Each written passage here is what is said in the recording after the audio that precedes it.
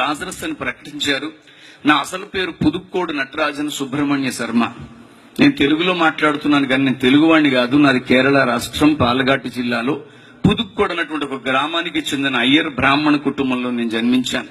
మా నాన్నగారు కాకినాడలో పెద్ద అయ్యప్ప గురుస్వామి, మా అమ్మ పేరు రాజ్యలక్ష్మి. మంచి భక్తి కలిగిన కుటుంబంలో నేను పుట్టాను. మేము 5 సంతానం. నా అన్నయ్య, నా అక్క, నా రెండో అన్నయ్య, నేను కవల పిల్లలు. ఆయన పేరు రాముడు, నా పేరు లక్ష్మణ్. నాకు ఒక తమ్ముడు ఉన్నాడు. చిన్ననాటి నుంచి భక్తి భావాలలో మమ్మల్ని పెంచారు. ఈ ఉచితంగా భక్తి యోగంలో ఆగిపోకుండా ఉంటే జ్ఞాన యోగంలోకి మనం వెళతాం. ఆ జ్ఞానము భగవంతుని యొక్క ఆలోచనలు మనకు బయలుపరుస్తుంది. ఒకరోజు అందరూ ఈ యొక్క దేహాన్ని విడిచిపెట్టి వెళ్ళాలి. అయితే ఆత్మకు పవిత్రత ఎలా చేకూరుతుంది? ఈ శరీరానికి పవిత్రత కావాలంటే స్నానాదులు చేస్తాం. వస్త్రాలను ఉతుక్కుంటే పవిత్రపరచబడతాయి. రంగులు వేసుకుంటే బిల్డింగులు పవిత్రపరచబడచ్చు. అంతరింద్రియాలు పాడైపోయినా సరే వాటికి కూడా ఈ రోజు ట్రీట్మెంట్స్ వచ్చేసే పవిత్ర చేసుకోవచ్చు. కానీ వాట్ అబౌట్ యువర్ స్పిరిట్? నీలో ఉన్నటువంటి ఆత్మకు పవిత్రత ఎలాగ ఆపాదించబడుతుంది? సాధారణంగా అందరంటారు ఈ క్రైస్తవులు ఎప్పుడు కూడా పాపం గురించి మాట్లాడతారు, క్రైస్తవులు ఎప్పుడు పాపాత్ములు అని అంటూ ఉంటారని. క్రైస్తవ్యమే కాదు, మనకున్న సమస్తము పాపం పోగొట్టుకోవడానికే చేస్తున్నాం ప్రయత్నం. నేను ఎన్నో అయ్యప్ప స్వామి భజనలు చేశాను ఇలాంటి వేదికల మీద. ఈ కొవ్వూరు, రాజమండ్రి ప్రాంతాలకి మండపాలు కట్టడానికి నన్ను ప్రత్యేకంగా తీసుకొచ్చేవారు. చివరిలో ఒక ప్రత్యేకమైన మాట అంటారు. భజనంతా అయిపోయిన తర్వాత, పూజంతా అయిపోయిన తర్వాత, అరుంజుం అరియామలం తిరుంజుం తెరియామలం నాంగళ్ సెయ్య ఎల్లా పావంగళై పొరుత్తు కాత్తి రక్షిక్యం సత్యమాన పున్నపదినెట్టాంబడిలు వసిక్యం అని మలయాళంలో చెప్తారు. అందులో ఒకే ఒక్క ఉద్దేశం ఉందని.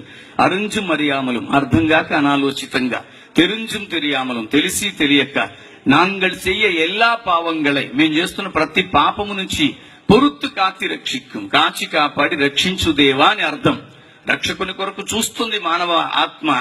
ఈ రోజు నేను అంటున్నాను, ఏ బ్రహ్మ దగ్గరికి వెళ్ళినా, ఏ పూజారి దగ్గరికి వెళ్ళినా, ఏ పంతులు గారి దగ్గరికి వెళ్ళినా చేతిలో తీర్థం పోస్తూ 3 మాటలు అంటారు. అకాల మృత్యుహరణం అంటే సడన్ గా చావు రాకుండా, సర్వరోగ నివారణం ప్రతి రోగము నివారింపబడాలని, సమస్త పాపక్షయకరం. క్రైస్తవులే కాదండి, ఎవరైనా సరే పాప భీతి ఉన్నవారే.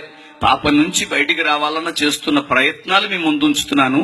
సమస్త పాప క్షయకరం అని ఏ భగవంతుడైతే ఆ భగవంతుడి పాదాల మీద నుంచి కార్చబడిన నీరు, పాదోదకం అంటే పాద ఉదకం, ఉదకము అనగా సంస్కృతంలో నీరు. ఆ నీరు మనలను పావనులు చేస్తుందని తీర్థం పోస్తారు. నేను చెప్పినంత తీరిక బ్రహ్మగారికి ఉండదు కానీ చాలా వేగంగా చెప్పేస్తారు. అకాల మృత్యుహరణం సర్వరోగ నివారణ సమస్త పాపక్షయకరం అని పెట్టుకున్న వెంటనే మనం అనుకుంటాం పావనులం అయిపోయామని. కానీ ఒక తీర్థం వలన పావనులం అవుతామని మనకున్నటువంటి వేదాలు కూడా చెప్పట్లా. యేసుక్రీస్తుని ఈ పరిశుద్ధ గ్రంథం పరిచయం చేయడానికి ముందే వేదాలు చాలా స్థలాల్లో చెప్పింది. యేసుక్రీస్తు కంటే 4000 సంవత్సరాలకి పూర్వం ఈ భారత పుణ్యభూమి మీద 4 వేదాలు రాయబడ్డాయి. దేవునికి మహిమ కలుగునగాక. యేసుక్రీస్తు కంటే 1000 సంవత్సరాలకి పూర్వం రామాయణ, మహాభారత, భాగవత గాథలు ఈ భారత భూమి మీద ఉన్నాయి. వాటికి చారిత్రాత్మకమైన పరిశుద్ధ గ్రంథానుసారమైన రుజువులు ఉన్నాయి. అలాంటి వేదాలలో ఒక వేదం అంటుంది, పాపం ఒక తీర్థం వలన పోదని, సర్వ పాప పరిహారార్థో ప్రతి పాపము పరిహరింపబడాలంటే రక్త ప్రోక్షణం అవశ్యం, రక్తము చిందింపబడడం అవసరం. తద్రక్తం పరమాత్మేనా, ఆ రక్తము పరమాత్ముని రక్తమై ఉండాలి. ఎందుకు పరమాత్ముని రక్తమైంది? నరుని నాసికారంధ్రములో ఆయన జీవవాయువును ఊదగా నరుడు జీవాత్మ ఆయను. ఈ జీవాత్మ ఎవరిది? పరమాత్మది. ఒకరోజు తిరిగి పరమాత్మనికి అప్పగించవలసిన బాధ్యత ఆత్మను కలిగి ఉన్న ప్రతి శరీరికి ఉంది. కనుక తద్రక్తం పరమాత్మేనా పుణ్యదాన బలియాగం, ఆ బలియాగానికి సంబంధించిన పుణ్యప్రాప్తి ఆ మానవుడికి కలుగుతుంది. ఇవి తృణీకరించట్లేదు కానీ అవేం చెప్తున్నాయో ఆ సత్యాన్ని మీతో మాట్లాడుతున్నాను. రక్షకుడైన యేసుక్రీస్తు పుట్టుక వెనుకున్నటువంటి అద్భుతమైన రహస్యం అదే. ఆయన ఈ రోజు లోకానికి ఒక గొప్ప వెలుగుగా ఆయన రావడం జరిగింది. నేను అరగుండు చేయించుకొని జన్యం వేసుకోవడం మాత్రమే కాదు ప్రియులారా, నేను ఖచ్చితంగా ఓం భూర్భవత్సువః తత్సత్వితుర్వరేణ్యం భర్గో దేవస్య ధీమహి ధియో యో న ప్రచోదయాత్. ఇది గాయత్రి మంత్రం 101 సార్లు చెబితే తప్ప మంచినీళ్లు తాగే అలవాటు లేని భక్తిలో పెంచబడ్డాను. విచిత్రం ఏంటంటే అది చదువుతున్నంత కాలం దాని అర్థం నాకు స్ఫురణకి రాలేదు, తెలియలేదు కూడా. ఈ పరమ పవిత్ర గ్రంథం నా జీవితంలోకి వచ్చిన తర్వాత దాని అర్థం తెలిసింది. ఈ భారతదేశంలో ఉన్న 3 దేవతల్లో ఒక్క పేరు ఉండదు అందులో. 2 విశిష్టమైన మాటలు అందులో ఉన్నాయి. అందులో మొట్టమొదటిది దేవస్య ధీమహి. ధీమహి, ఈ భూమి మీద ఉన్న అన్ని నామముల కంటేను పైనామముగా ఉన్నవాడా. అది ఎందులో ఉందో తెలుసా? నా బైబిల్లోనే ఉంది. లోకస్తులు ఈ రోజు చూస్తున్నటువంటి ఈ వెలుగుని అర్థం చేసుకోలేకపోతున్నారు. అందుకనే ధియోయోన ప్రచోదయాగతిలో చెప్పబడుతుంది, లోకస్తులు లోకేశులు తెగిన తుది అలోకంబగు ఆలోకములో పెంచీకటి ఆవల వెలుగుతున్న ఓ వెలుగా అని గజేంద్ర మోక్షంలో చెప్పబడిన ఆ వెలుగునే ఈ రాత్రి నేను యేసుక్రీస్తుగా ప్రకటిస్తున్నాను. దేవునికి స్తోత్రం కలుగునగాక. ఆ వెలుగు లోకములోనికి వచ్చెను. అయితే ఈ లోకము దాన్ని గ్రహింపకుండునట్లుగా అవిశ్వాసులైన వారి మనోనేత్రములకు గ్రుడ్డితనాన్ని కలిగిస్తున్నాడు ఈ లోక సంబంధమైన దేవత. నేను అంటున్నాను, ఇక్కడ దేవత అంటే ఎవరినో మీరు పోల్చుకోవద్దు. అపవాది లేక సాతాను భయంకరమైన కార్యాలు. ఇందాక ఒక ఆయన ఎవరో మాట్లాడుతూ చెబుతున్నారు, ఏమని, ఒక ప్రాంతమంతా అట్టుడిగిపోతోంది, తగలబడిపోతుంది అన్నారు. ఎందుకంటే కరుడు గట్టిన మనస్తత్వాలుగా మార్చేస్తున్నాడు ఈ సాతాను. ఈ రోజు అర్థం కాకుండా చేయడానికి మనోనేత్రాలు మూసుకుపోతున్నాయి. మనోనేత్రాలు మూసుకున్నంతసేపు మహానుభావుడైన యేసు అర్థం కాడండి. అందుకని యేసు ప్రభుకి రకరకాల పేర్లు పెట్టుకుంటారు. నేను అంటున్నాను మీకు అర్థం అవడం కొరకు, 5 literally they were blind, they could not able to see anything. ఆ ఐడిక కులం తక్కువ వాడికి దేవుడని, అమెరికా దేవుడని, ఆస్ట్రేలియా దేవుడని ఎన్నో పేర్లు పెడుతున్నారు. కానీ ఎవడు ఎన్ని పేర్లు పెట్టినా యేసు యేసే. దేవునికి స్తోత్రం కలుగునగాక. ఇది ఎప్పుడు అర్థమవుతుంది? వాళ్ళు లిటరల్ గా they are not able to see. వాళ్ళకి కళ్ళు లేవు గనక వాళ్ళు గమనించలేకపోయారు. వాళ్ళ కళ్ళు లేవు గనక వారు కనిపెట్టలేకపోయారు. వాళ్ళు కళ్ళు లేవు గనక వారు ఏదైతే ఊహించుకుంటున్నారో అదే చెప్పారు. ఈ రోజు క్రీస్తుని గురించి కూడా చాలా మంది మనోనేత్రాలు మూసుకుపోవడం వల్ల ఇది మనకి సంబంధించినది కాదు అనుకుంటున్నారు. కానీ ఈశపుత్రం చమాం విద్ది కుమారి గర్భ సంభవ, ఇది ఋగ్వేదం మాట్లాడుతుందండి. సామవేద తాండి ఆ బ్రాహ్మణం చెప్తుంది. ఏకాదశ ఉపనిషత్తుల్లో ప్రభుని గురించి వ్రాయబడి ఉంది. ఓం శ్రీ బ్రహ్మపుత్రాయ నమః. బ్రహ్మపురాణం మీరు ఎంత చదివినా బ్రహ్మకి పుత్రిక ఉంది కానీ కుమారుడు లేడు.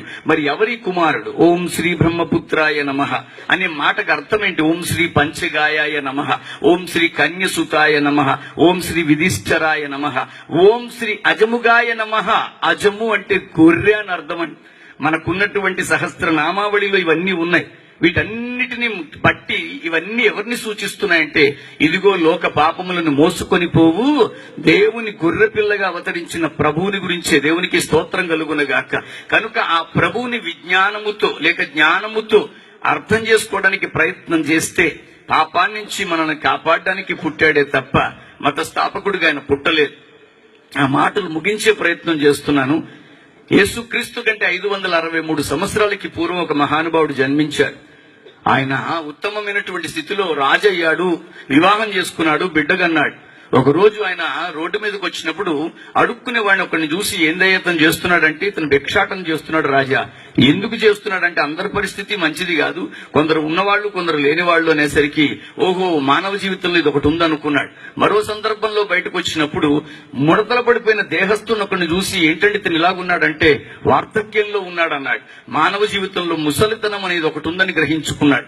అంత మాత్రమే కాదు, మరొక సందర్భంలో బయటకు వస్తే పాడి మీద పెట్టుకుని ఒకరిని మోసుకొని వెళుతుంటే, ఎందుకంటే అతను అలా పట్టుకెళ్తున్నారంటే అతను పట్టుకెళ్ళట్లేదు, అతను పోయాడన్నారు. పోవడం ఏమిటంటే మరణం అనేది ఒకటి ఉందన్నప్పుడు విశిష్టంగా మానవ బ్రతుకుల్లో భగవంతుడికి ఏదో ఉద్దేశాలున్నాయి. ఇవన్నీ నేను తెలుసుకోవాలని భక్తి యోగములో ఉన్నటువంటి ఆ మహానుభావుడు జ్ఞానయోగానికి ప్రయత్నించి బోధి వృక్షం కింద కూర్చొని జ్ఞాన సముపార్జన చేసి గౌతమ బుద్ధుడుగా విరాజిల్లాడు. దేవునికి స్తోత్రం కలుగునగాక.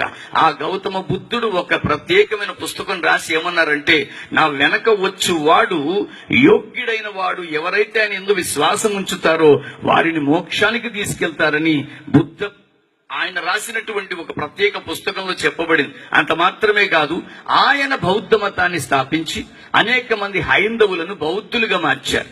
ఆయన వెనకాల వచ్చిన మహాముని జైను గారు జైను మతాన్ని స్థాపించి అనేక మంది హైందవులను జైనులుగా మార్చారు. ఆయన వెనకాల వచ్చిన గురునానక్ గారు సిక్కు మతాన్ని స్థాపించి అనేక మంది హైందవ భక్తులను సిక్కులుగా మార్చారు. నా యేసు ప్రభు ఏ మతం స్థాపించలేదు, ఏ హైందవుడిని క్రైస్తవుడిగా జైలా. ఆయన మార్చడానికి రాల, మనం మారాలి క్రైస్తవులుగా. దేవునికి స్తోత్రం కలుగునుగాక. ఆయన అలాంటి కార్యమే చేయలేదు, ఆ కార్యం చేయడానికి ఆయన రాలేదు. ఈ రోజు యేసుక్రీస్తుని అలాంటి ఒక పాజిటివ్ ఐజ్ తో, లేకపోతే నీకున్న జ్ఞాననేత్రంతో కనిపెడితే ప్రభు దొరుకుతాడు. కృపనివ్వడానికి వచ్చాడే తప్ప మతం మార్చడానికి రాలేదు. ఈ క్రిస్మస్ సందర్భంలో నేను మరొక మాట చెప్తున్నాను. నేను అన్నవరం దేవస్థానంలో అర్చకత్వంలో నిలబడిన అనుభవం నాకుంది. ఇంద్రగంటి గోపాలకృష్ణ గారని ప్రధాన అర్చకులుగా పనిచేసి రిటైర్మెంట్ తీసుకున్నారు. వారి కుమారులు ఎప్పటికీ ఇంద్రగంటి బెనర్జీ గారని ఒక ఆయన అర్చకత్వంలోనే ఉన్నారు. నేను అక్కడికి వెళ్ళినప్పుడు అందరి చేత పుష్పాలు పట్టించి ఒక మాట చెబుతాం, యాని కానిచ పాపాని, by any means we are under sin, యాని కానిచ పాపాని జన్మాంతరకృతాని చ తాని తాని ప్రదక్షంతి పదే పదే, పాపోహం పాపకర్మాణం పాపాత్మ పాప సంభవ. మన పుట్టుకే సంభవం, పాపంతోనే పుట్టింది. మన ఆత్మే పాపం, పాపాత్మ పాపకర్మ, ఇవన్నీ పాపాన్ని గురించే చెబుతున్నాయి. అప్పుడు అంటారు, పాపోహం పాపకర్మాణం పాపాత్మ పాప సంభవ, త్రాహిమాం కృపయా దేవా శరణాగత వత్సల. కృపను అనుగ్రహించువాడా నిన్ను మేము శరణు వేడుతున్నాము అని అర్థం. ఎవరు చెప్పినా దీనికి ఇదే భావం చెప్పాలి. త్రాహిమాం కృపయా దేవా శరణాగత వత్సల, అన్యదా శరణం నాస్తిత్వమేవ శరణం మమ. ఇది మన్ని నేను వెర్రోళ్ళ మాట్లాడలేదండి, సత్యాన్ని మేము ముందుంచుతున్నాను. జ్ఞానవంతుల మధ్యలో మాట్లాడుతున్నటువంటి జ్ఞానంతోనే మాట్లాడుతున్నాను. ఇక్కడ ఉన్న వాళ్ళు ఏమో మామూలు వాళ్ళు కాదు, అద్భుతమైనటువంటి జ్ఞానవంతులు. వీరి ముందు నిలబడి మాట్లాడడానికి భగవంతుడు నాకు ఇచ్చినటువంటి సందర్భాన్ని బట్టి మనస్సులో ఆయనకి కృతజ్ఞతాస్తుతులు చెల్లిస్తూ మరొకసారి చెప్తున్నాను, ఆ కృప దగ్గరికి రండి. త్రాహిమాం కృపయా దేవ, కృపను అనుగ్రహించువాడా శరణాగత వత్సల. కృపను అనుగ్రహించువాడా, ప్రపంచంలో ఏ వాంగ్మయాన్ని మీరు చదివినా నా కృప నీకు చాలు అన్న మాట అన్న దేవుడు బైబిల్లోనే ఉన్నాడు. దేవునికి స్తోత్రం.